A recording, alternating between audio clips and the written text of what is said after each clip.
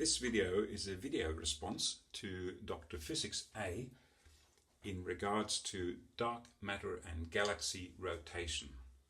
First of all, thanks to Dr. Physics A for producing a very clear and nice explanation of the problem, which inspired me to go on and do a little further research and see if I could understand the problem better.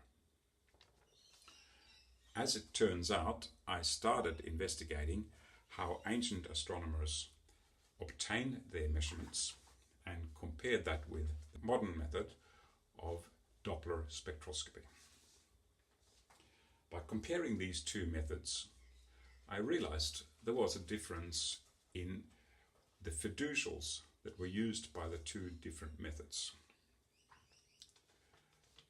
Modern astronomy measures instant velocity to stars orbiting in galactic disks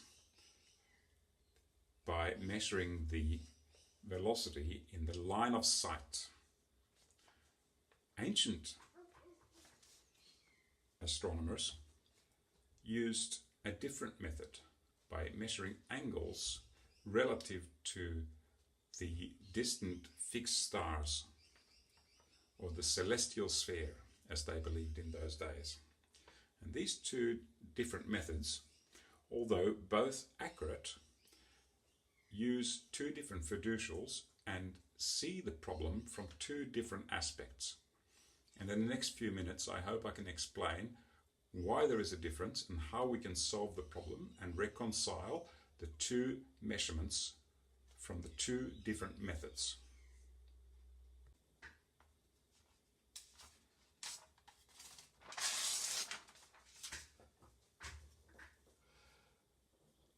Now let's look at how Tycho Brahe was a Danish astronomer in the 16th century who carried out a number of accurate measurements of the planets, and these measurements were later used by Johannes Kepler and Isaac Newton to formulate their laws of physics.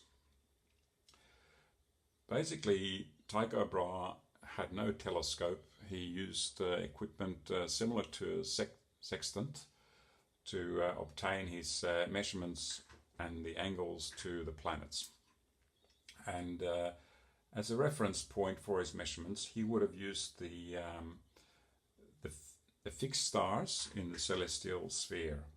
So starting off with a range of stars, which he considered as the fixed stars, he wanted to track the movement of the planets moving across the sky. Having his laboratory on Earth meant that his laboratory was rotating once every 24 hours, which would have made the heavens look very confusing to Tycho Brahe. So in order to obtain his measurements, he would have timed his measurements and measured the angles to the planets at the same time every day. So every 24 hours, when the Earth was pointing in the same direction to the same star, he would have measured the distance to a planet and recorded that on a map. And next day again, after 24 hours, he would have recorded a second position and measured the angle to that star or to that planet. And once again, after the Earth had rotated another 24 hours, he would again measure the position of the planet against the fixed background stars. And as you can see,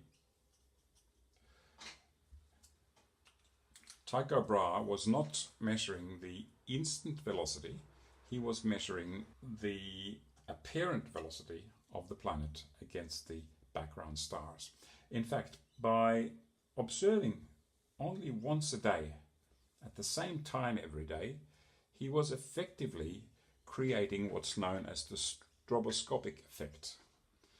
By only opening his eyes for a moment at the same time every day with a period of 24 hours, he was creating a stroboscopic effect and observing the planet moving in this direction.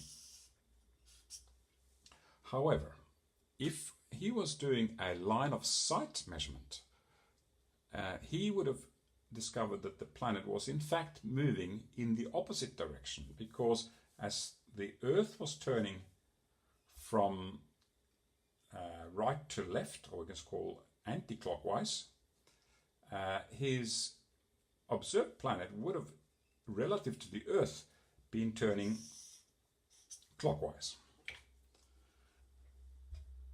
However, Tycho Brahe and Kepler and Newton decided to call the virtual velocity that they observed for a positive velocity. And this is what we have been doing for the last 400 years, is describing the virtual velocity as positive velocity. Now, I hope that was all clear. So let's go and compare this with the technique which is used by astronomers today when they measure orbital velocity in galaxies.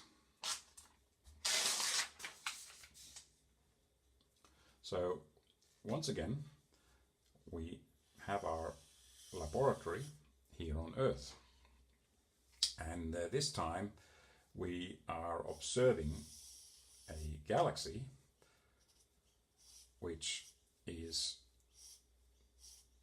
thousands of light years away, and we want to know what the orbital velocity is of the stars in the galactic disk. In this case, we have an instrument in our laboratory, and we are measuring the line of sight velocity to a star. Let's say there is a star here in the galactic disk. We measure the line of sight velocity and the instant velocity using Doppler spectroscopy. Basically looking at light coming from the star and looking at a shift in wavelength of that particular light. So when we measure line of sight velocity to the star from our instrument on Earth, we are disregarding the fixed background stars, the celestial sphere, because after all they move much too slow, and it would take far too long for the star orbiting in a galaxy for us to measure any angular difference against the background stars. The typical orbital period for a star in a galaxy may be in the order of 200 million years. So we wouldn't see any movement at all. But by using this instant velocity method, we're able to quite accurately measure a star's velocity. Now, the problem lies here in that the velocities obtained by astronomers today are recorded as positive numbers. What they typically do is measure the velocities of the stars right across the radius of the galaxy, where of course the stars on this side are moving away from the instrument and the stars on this side are moving towards the instrument, giving them a total rotation curve. Well, then the velocity on the left-hand side is deducted from that on the right-hand side, and an adjustment is made for the angle of the galactic disk, and eventually a velocity number is produced, which today is given as a positive number. However, as we saw in my previous example here, there is a difference between the perceived velocity against the background stars and the velocity in the line of sight measurement. This is just typical ordinary garden variety relativity. The same as if I throw a ball to you, I see the ball moving away from me, you see it moving towards you. So what Tycho Brahe essentially did with his method is he flipped the fiducial to the background stars, whereas the modern astronomers are using a line of sight method and are not flipping the fiducial. So in this case, the fiducial is in fact the instrument itself. And the orbital velocity given by Doppler spectroscopy should have a negative sign in front of the velocity. So if this star is measured to be orbiting at 240 kilometers a second, so 240 kilometers per second, this should have a minus sign in front. It's actually moving at 240 kilometers a second backwards, not forwards, as has been given by today's astronomers. So when we plot our rotation curve, the typical rotation curve that we see today is something like this. Whereas if it was plotted correctly in the proper domain, it should be looking something like this. And this is where I believe the problem has come about. When we plot the velocity in the correct quadrant and compare this to Kepler and Newton, we find that there is actually a very good match. And rather than having the anomaly that we normally see, we see that the lines fall together quite nicely. There is, however, one little trick we have to do in order to make this work. And as we know, take a new page here, the orbital velocity equals the square root of g m over r.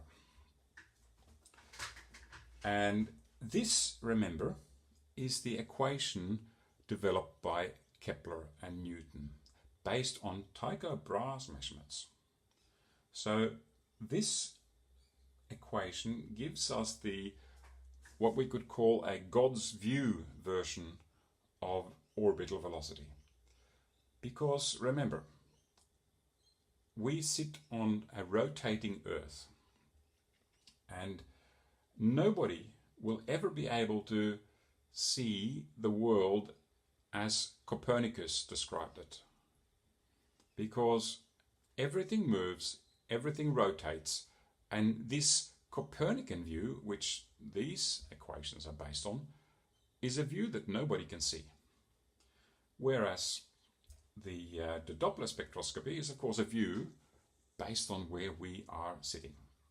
So in order to fix this equation and to turn this into a negative velocity, the little trick we have to do is quite simple. We simply have to deduct the square root of 2gmr, which of course is the escape velocity. Because escape velocity is the ultimate orbital velocity. It's the orbital velocity you would have if you orbited at a distance of infinity. So if we want to see the inverse of the Copernican orbital velocity, and we want to see the line of sight velocity, we need to deduct the escape velocity. And of course, when we take the positive Copernican version of the velocity and deduct escape velocity, we are always going to end up with a negative number. So if that made any sense to you, I have written a paper on this subject called Kepler versus Doppler, and I will put a link in the description to the paper.